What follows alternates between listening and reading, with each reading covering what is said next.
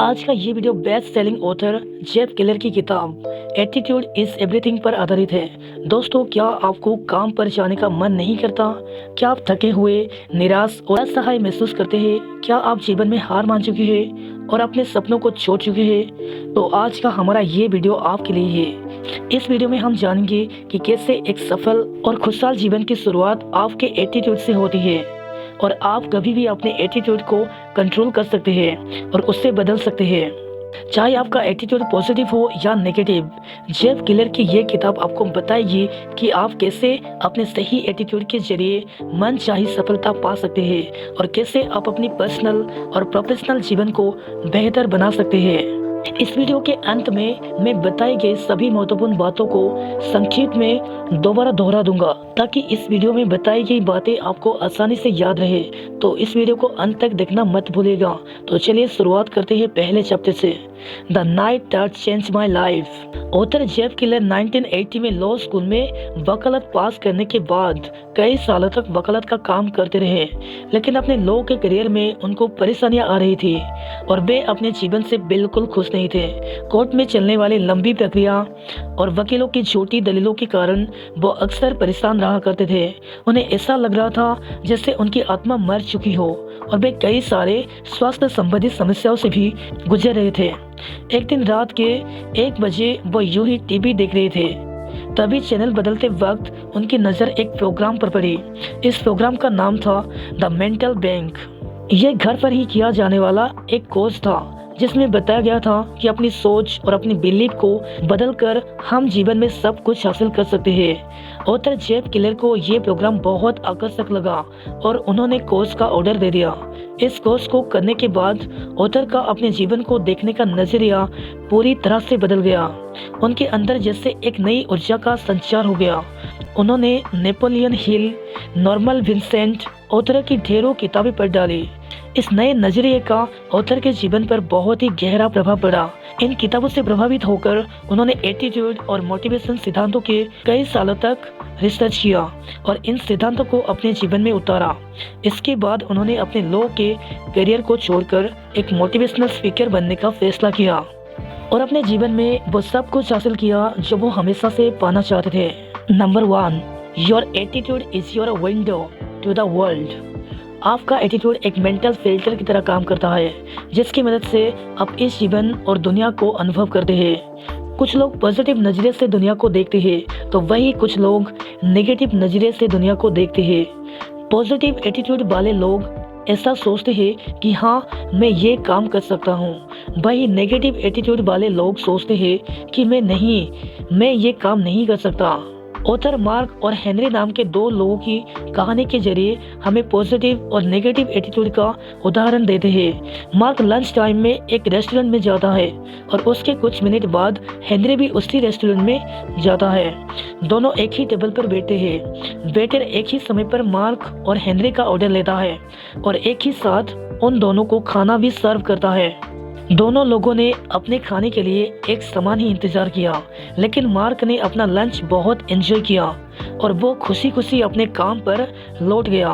वही हेनरी अपने negative attitude के चलते खाना मिलने में देरी होने के कारण बहुत नाराज और परेशान था।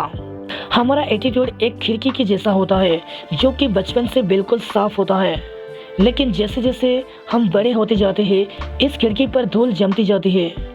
बचपन में हर बच्चे को लगता है कि वो कुछ भी कर सकता है, लेकिन जैसे जैसे वो बड़ा होता है तो लोगों की आलोचना, निराशा, सेल्फ डाउट और रिजेक्शन के कारण उसके मेंटल एटीट्यूड की खिड़की धीरे धीरे मैली हो जाती है।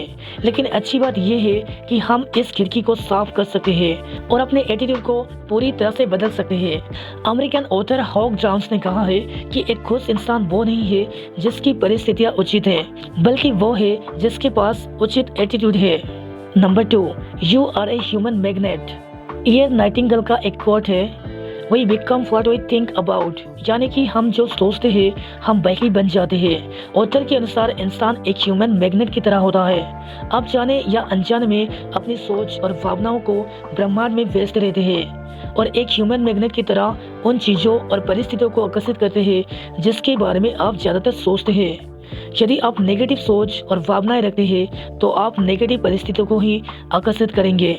आपके विचार के अनुसार आपका मन लोगों और परिस्थितियों को आकर्षित करता है। उदाहरण के लिए बिल नाम का एक व्यक्ति सोचता है कि वो साल में $1,00,000 कमा सकता है, इसलिए वो $1,00,000 कमाने का लक्ष्य बनाता है। यदि बिल अपने मन में इस पॉजिटिव विचार को हमेशा रखता है तो वो ऐसे अवसर और परिस्थितियों को आकर्षित करेगा जो उससे अपने लक्ष्य को आसानी से हासिल करने में उसकी मदद करेंगे। लेकिन यदि बिल अपने मन में ये नेगेटिव विचार रखता है कि वो साल में $1,00,000 नहीं कमा सकता तो वो कभी भी अपने लक्ष्य को प्राप्त नहीं कर पाएगा।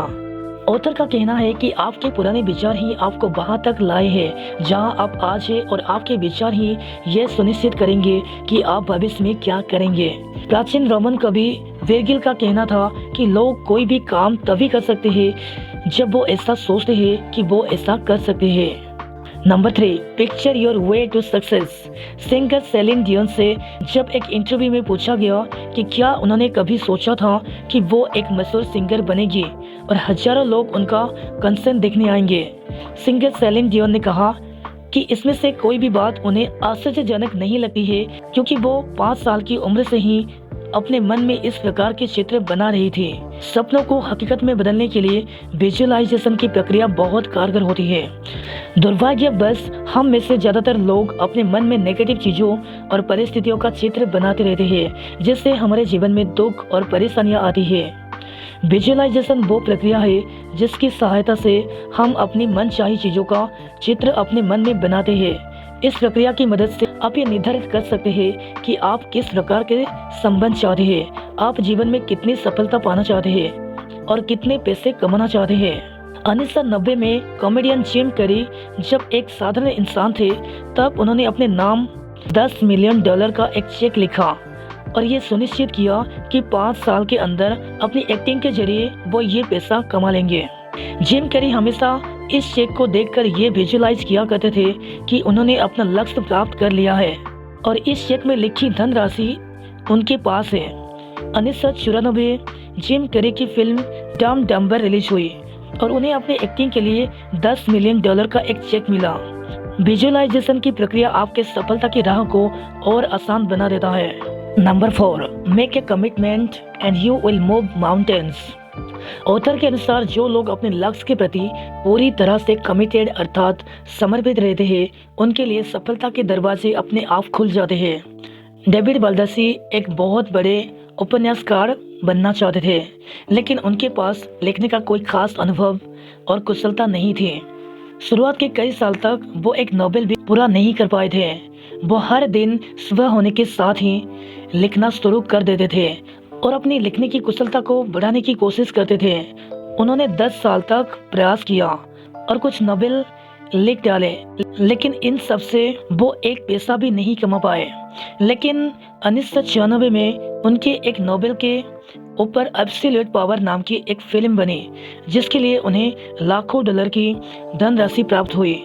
ऑथर जेफ किलर कहते हैं कि हमें अपने लक्ष्य को नहीं भूलना चाहिए और उसके प्रति पूरी तरह से समर्पित करना चाहिए।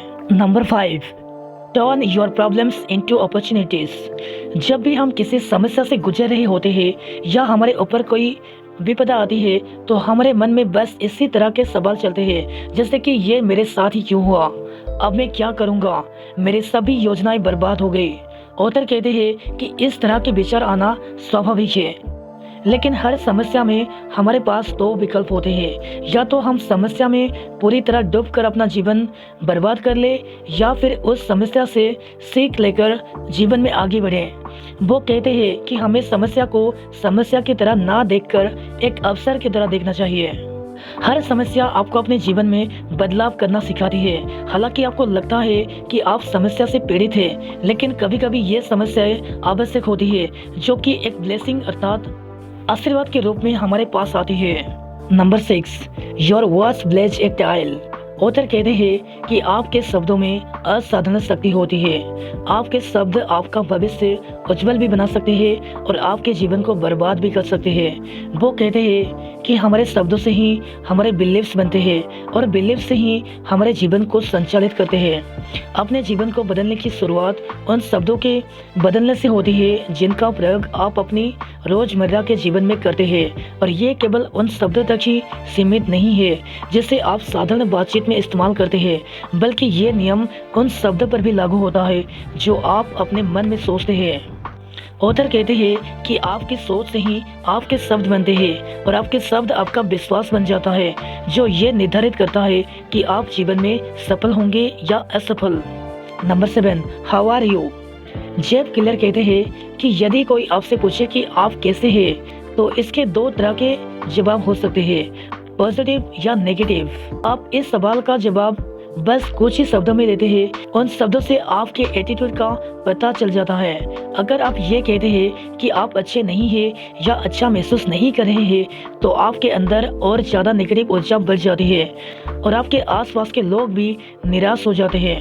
वहीं अगर आप अच्छा ना होते हुए भी पूरी ऊर्जा के साथ जवाब देते हैं कि आप बहुत अच्छे हैं और आजकल बहुत अच्छा महसूस कर रहे हैं, तो आपके अंदर एक अद्भुत ऊर्जा आ जाती है और आपका आत्मविश्वास बढ़ जाता है।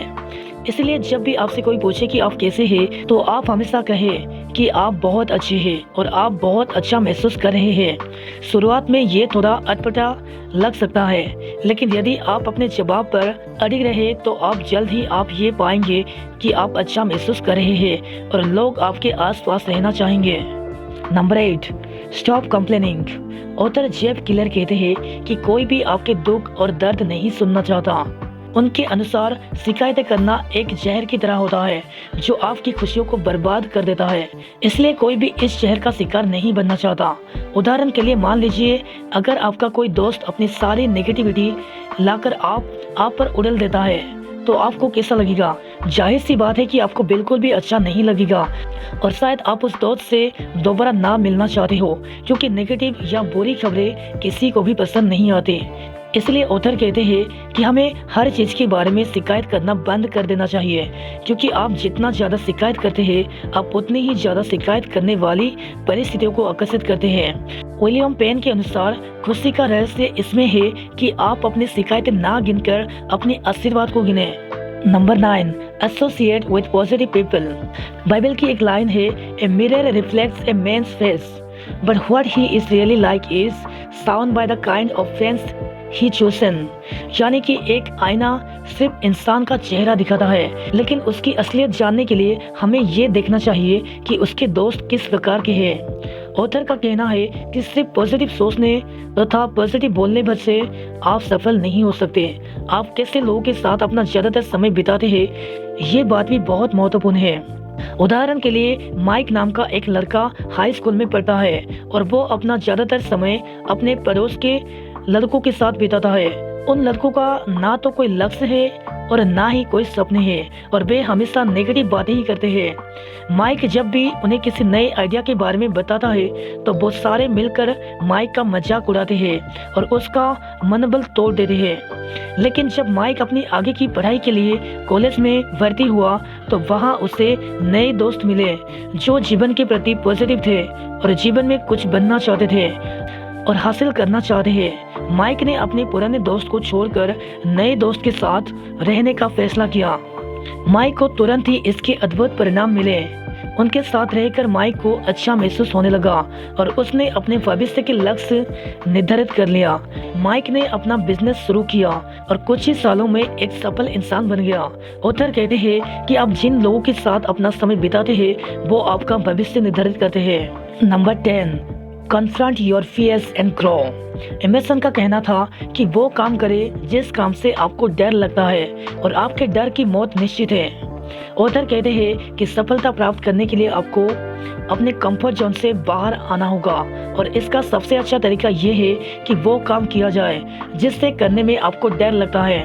अगर आप कोई काम करना चाहते हैं लेकिन असफल होने से डरते हैं, तो आपको वो काम जरूर करना चाहिए, क्योंकि इसके अलावा आपके पास दूसरा कोई विकल्प नहीं है। अब यहाँ डर का मतलब ये नहीं है कि ऑथर आपको कोई फिजिकल रिस्क लेने के बारे में बता रहे हैं, जैसे कि तेज गाड़ी चलाना या जंपिंग करना। ये डर का मतलब उन चुनौतियों से है जो आपके पर्सनल तथा प्रोफेशनल जीवन में रुकावटें पैदा करती है। ये चीज़ें जो आपको डराते हैं और आपको आगे बढ़ने से रोकती है, लेकिन अपने अंदर आप ये जानते हैं कि जीवन में सफल होने के लिए इन चीज़ों को करना आवश्यक है। Number 11, get out there and fail. Henry Ford का एक फेमस कोट है, failure is simply the opportunity to begin again this time more intelligently. यानी कि हर सफलता दोबारा से और अधिक समझदारी के साथ शुरुआत करने का अवसर है। ऑथर का कहना है कि दुनिया में शायद ही ऐसा कोई व्यक्ति होगा जिसने बिना किसी असफलता के सफलता प्राप्त की हो। वो कहते हैं कि जब तक आप अपनी मनचाही मंजिल तक नहीं पहुंच जाते, तब तक आपको असफलता के बावजूद कोशिश करते रहना चाहिए। Number 12, networking that gets results. Author Jeff Keller का कहना है कि यदि आप बड़ी सफलता चाहते हैं तो आप कभी भी ये काम अकेले नहीं कर सकते। इसके लिए आपको अपने आसपास दूसरे पॉजिटिव तथा सफल लोगों के नेटवर्क की जरूरत पड़ेगी। आपको एक ऐसी टीम बनानी होगी जो आपकी सफलता को कई गुना बढ़ा दे, और ये तभी संभव है जब दूसरे लोग आपसे जुड़ना चाहते हो। दूसरों से अच्छे संबंध बनाने का तथा उनके साथ जुड़ने का सबसे अच्छा तरीका ये है कि आप लोगों की बात ध्यान से सुनें और उनकी समस्या का समाधान करें। छोटे छोटे उपलब्धियों पर भी लोगों की तारीफ करें और अपने साथ साथ सामने वाले के फायदे के बारे में भी सोचें। तो दोस्तों, जैसा कि मैंने आपसे कहा था कि इस वीडियो के अंत में मैं दिए गए सारे महत्वपूर्ण पॉइंट्स को दोबारा दोहराऊंगा। तो चलिए सारे महत्वपूर्ण बातों पर एक बार फिर से नजर डाल लेते हैं। इंसान एक ह्यूमन मैग्नेट की तरह होता है, इसलिए आप जो सोचते हैं आप वही बन जाते हैं। जो लोग अपने लक्ष्य के प्रति पूरी तरह से कमिटेड अर्थात समर्पित रहते हैं, उनके लिए सफलता के दरवाजे अपने आप खुल जाते हैं। हमें समस्या को समस्या की तरह ना देखकर एक अवसर की तरह देखना चाहिए। हर समस्या आपको अपने जीवन में बदलाव करना सिखाती है। आपके शब्द में असाधारण शक्ति होती है। आपके शब्द आपका भविष्य उज्जवल भी बना सकते हैं और आपके जीवन को बर्बाद भी कर सकते हैं। सफलता प्राप्त करने के लिए आपको अपने कंफर्ट जोन से बाहर आना होगा, और इसका सबसे अच्छा तरीका ये है वो काम करें जिससे आप डरते हैं। यदि आप बड़ी सफलता चाहते हैं तो आप कभी भी ये काम अकेले नहीं कर सकते। इसके लिए आपको अपने आसपास दूसरे पॉजिटिव तथा सफल लोगों के नेटवर्क की जरूरत पड़ेगी। तो दोस्तों, मुझे उम्मीद है कि आपको एटीट्यूड इज एवरीथिंग किताब पर बना ये वीडियो बहुत पसंद आया होगा। इस वीडियो को लाइक करें और शेयर करें, और ऐसे ही इंटरेस्टिंग बुक समरीज और नॉलेज से भरे वीडियोस देखने के लिए हमारे चैनल को सब्सक्राइब करें। मैं जल्द ही आपके लिए एक नया वीडियो लेकर आऊँगा। तो चलिए मिलते हैं अगले वीडियो में। Thank you for watching.